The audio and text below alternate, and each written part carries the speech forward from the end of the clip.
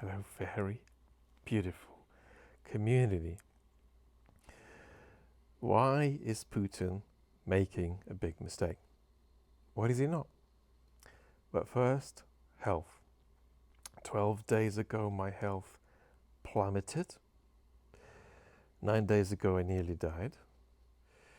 I'm not out of the woods here in hospital. I love you. Don't tell me that I look well or that you're glad I'm getting better, because I love you, but I'm not yet in that place. For updates, follow the post tab, the community post tab on either the main or the chat channel, or go to Twitter X, whatever that place or hellhole is called now. And you know that as long as I can find a moment where I can speak, and it's not every moment by any means of the imagination at the moment, I'll be there with you and I'll hold your hand about making sense of the world in which we're trying to go on.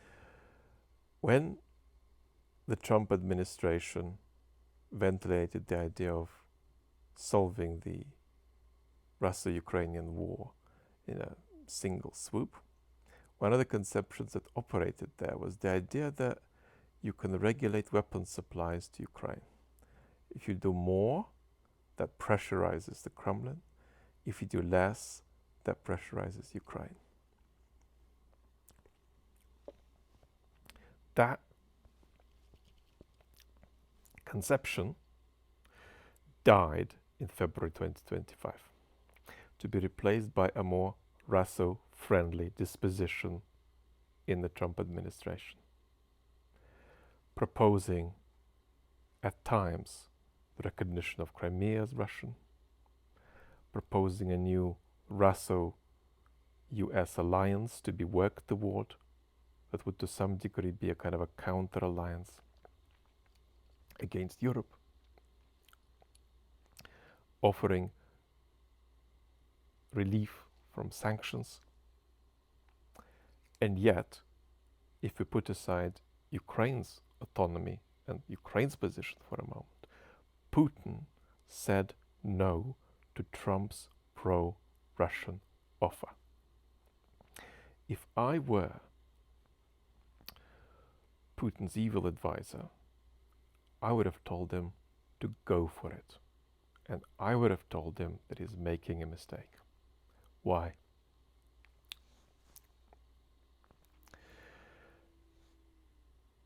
One, Putin has a unique opportunity, which is declined, to buy himself out of all the deleterious medium-term consequences that carrying on the war full scale would entail for Russia economically, politically, and socially. He's not going to get another chance necessarily to buy himself out of that. Two, Putin could always make a deal and restart war. Preponderantly, the likelihood would be that that would happen in Ukraine, but there are also Finland and the Baltics.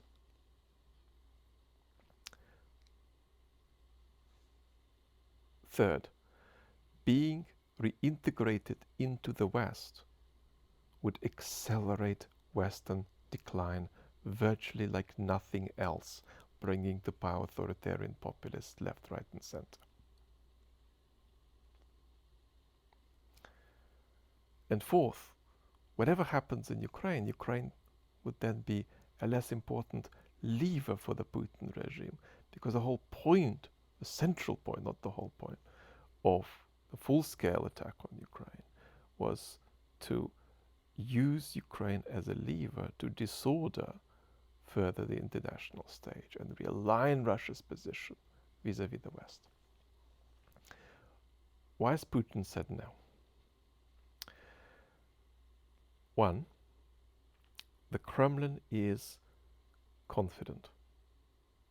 So confident, they're keen to say, a pretty good hand isn't good enough for us, let's gamble more, because history is on our side.